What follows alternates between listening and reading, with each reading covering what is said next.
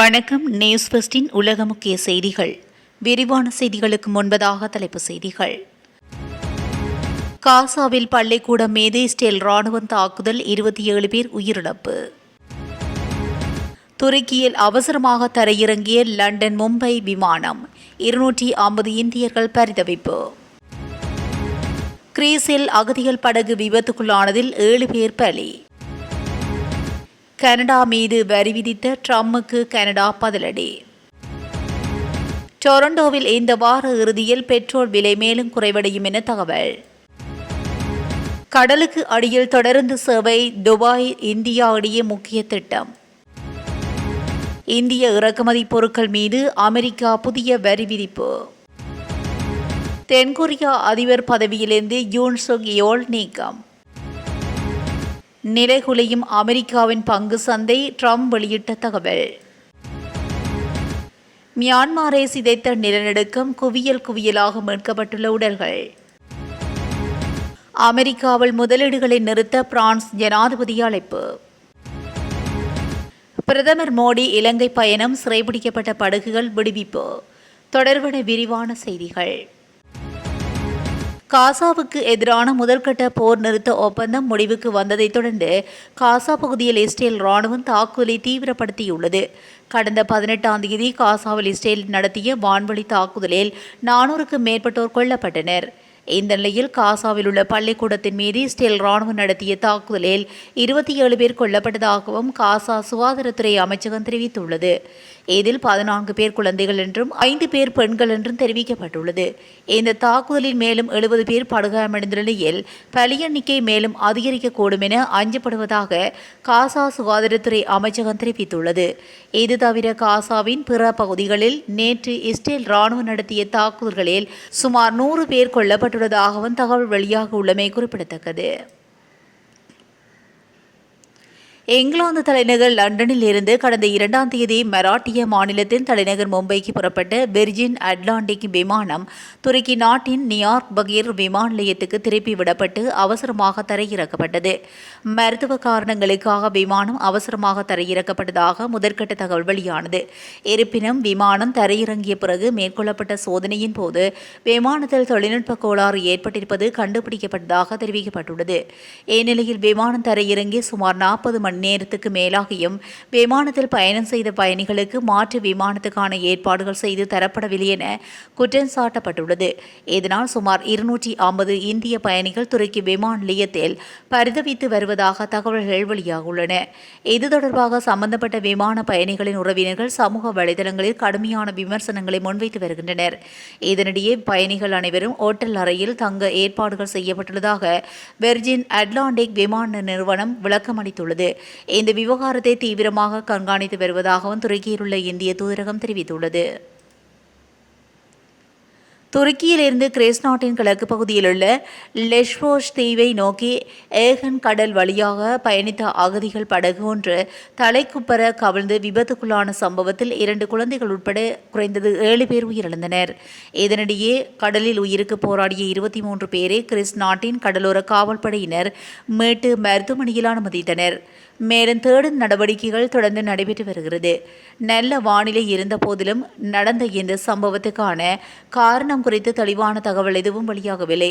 இதுபோல விபத்துக்குள்ளான அந்த படகில் பயணித்த அகதிகளின் எண்ணிக்கை மற்றும் அவர்கள் எந்த நாட்டை சேர்ந்தவர்கள் என்ற தகவல்களும் வெளியாகவில்லை என்பதும் குறிப்பிடத்தக்கது. ட்ரம்பின் வரி விதிப்புகள் உலக நாடுகள் பலவற்றை கவலைக்குள்ளாக்கி இருந்த நிலையில் அமெரிக்காவை திருப்பி அடிப்பது என பல நாடுகள் அதிரடியாக முடிவெடுத்துள்ளன. அவ்வகையில் கனடா மீது ட்ரம்ப் விதித்த வரிகளுக்கு பதிலடி கொடுக்கும் வகையில் முடிவொன்றை எடுத்துள்ளது. அமெரிக்காவிலிருந்து இறக்குமதி செய்யப்படும் சில வாகனங்களுக்கு 25% வரி விதிக்கப்படும் என கனடா பிரதமரான மார்க் கார்னி தெரிவித்துள்ளார். இது அமெரிக்காவுக்கு நேரடியாக பதிலடி கொடுக்கும் என்றும் அந்த வகையிலான முடிவு என்பதனால் இரு நாடுகளுக்கும் இடையில் ஒரு பதற்றத்தை அதிகரிக்கும் என்று எதிர்பார்க்கப்படுகிறது.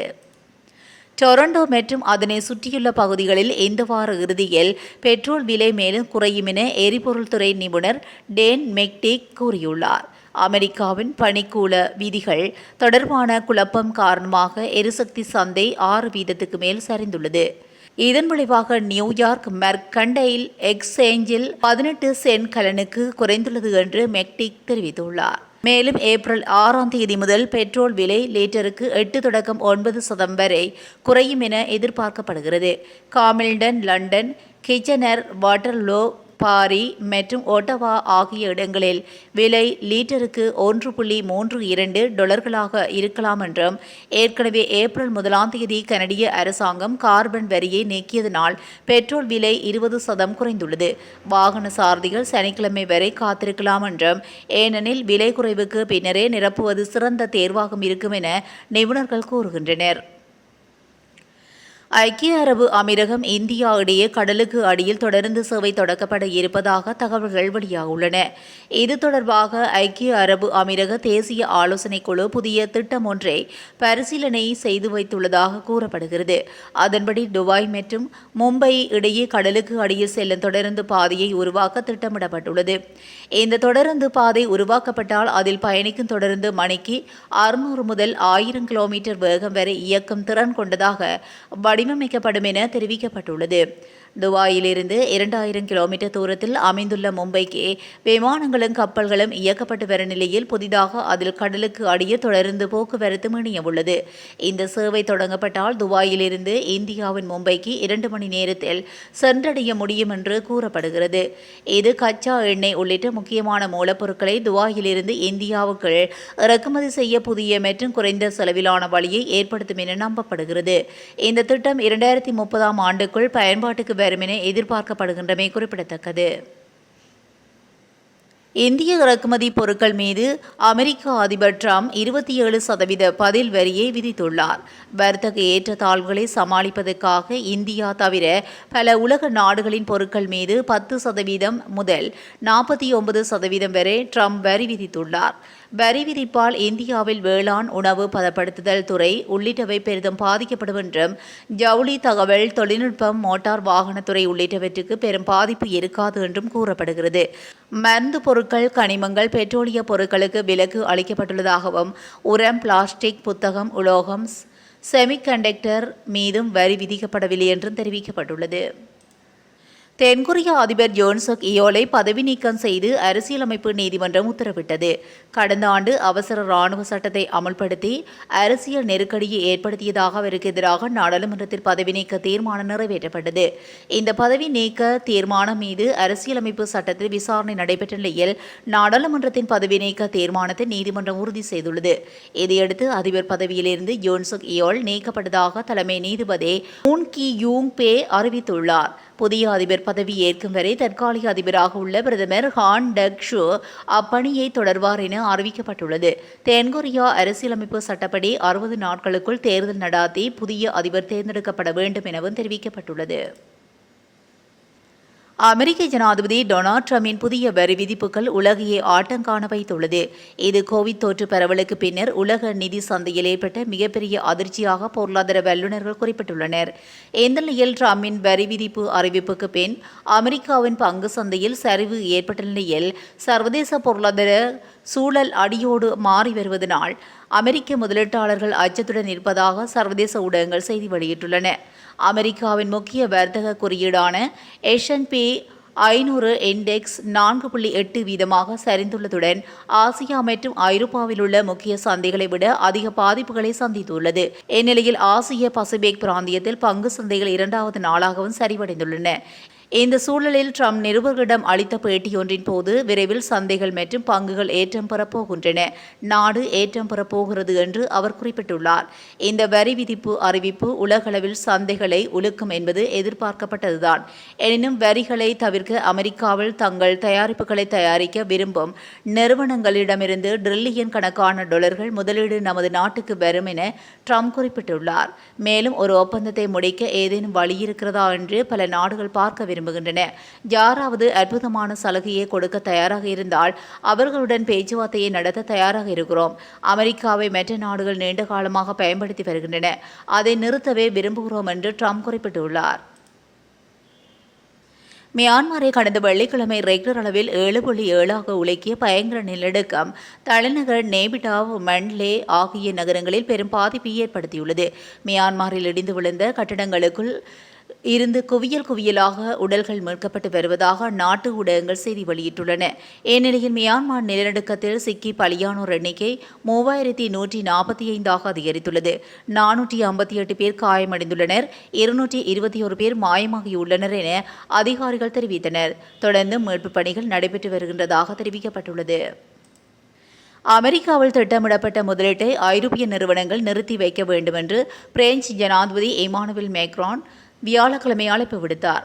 அமெரிக்க ஜனாதிபதி டொனால்ட் ட்ரம்ப் அமெரிக்காவின் இறக்குமதிகள் மீதான உலகளாவிய வரிகளை உயர்த்துவதாக அறிவித்ததைத் தொடர்ந்து பிரெஞ்சு ஜனாதிபதியின் இந்த அழைப்பு வந்துள்ளது. அமெரிக்காவுடன் விடயங்களை தெளிவுபடுத்தும் வரை வரவிருக்கும் முதலீடுகள் அல்லது அண்மைய வாரங்களில் அறிவிக்கப்பட்ட முதலீடுகள் நிறுத்தி வைக்கப்பட வேண்டும் என்று பிரெஞ்சு தொழில்துறை பிரதிநிதிகளுடனான சந்திப்பின் போது மேக்ரான் கூறியுள்ளார். பிரதமர் மோடி 3 நாள் அரசுமுறை பயணமாக இன்று இலங்கை செல்ல உள்ளார். பிரதமரான பிறகு 2019 இலங்கைக்கு மோடி சென்றுள்ளார். அதன் பிறகு அந்நாட்டுக்கு அவர் மேற்கொள்ளும் 2வது பயணம் இதுவாகும். இலங்கை அரசு முறை பயணத்தில் அதிபர் அனுரகுமார் திசாநாயக்காவுடன் பிரதமர் மோடி ஆலோசிக்க உள்ள நிலையில் 8 ஒப்பந்தங்கள் கையெழுத்தாக உள்ளதாகவும் தகவல் வெளியானது. இதனிடையே மீனவர்கள் பிரச்சினையின் முக்கிய அம்சங்களை இருதரப்பு விரிவாக ஆலோசிக்க உள்ளதாக தகவல் வெளியானது. இந்நிலையில் இலங்கை வசம் உள்ள 100க்கும் மேற்பட்ட விசைப்படகுகள் இந்திய மீனவர்களை விடுதலை செய்ய உள்ளதாகவும் இலங்கை அரசுடைமையாக்கப்பட்ட 74 இந்திய மீனவர்களின் படகுகளை நடுக்கடலில் மூழ்கடிக்க திட்டமிடப்பட்டுள்ளதாகவும் கூறப்படுகிறது. யாழ்ப்பாணம் மன்னார் பகுதிகளில் பிடிக்கப்பட்ட படகுகளை கடலில் மூழ்கடிக்க இலங்கை கடற்படை திட்டமிட்டு வருவதாக தகவல் வெளியானது. பிரதமர் மோடி இலங்கை சென்று திரும்பியதும் படகுகளை மூழ்கடிக்கும் பணி முன்னெடுக்கப்பட உள்ளதாக செய்திகள் தெரிவித்துள்ளமை குறிப்பிடத்தக்கது. இதுபோன்ற செய்திகளை உடனுக்குடன் தெரிந்து கொள்ள நியூஸ் ஃபர்ஸ்டுடன் இணைந்திருங்கள். நன்றி, வணக்கம்.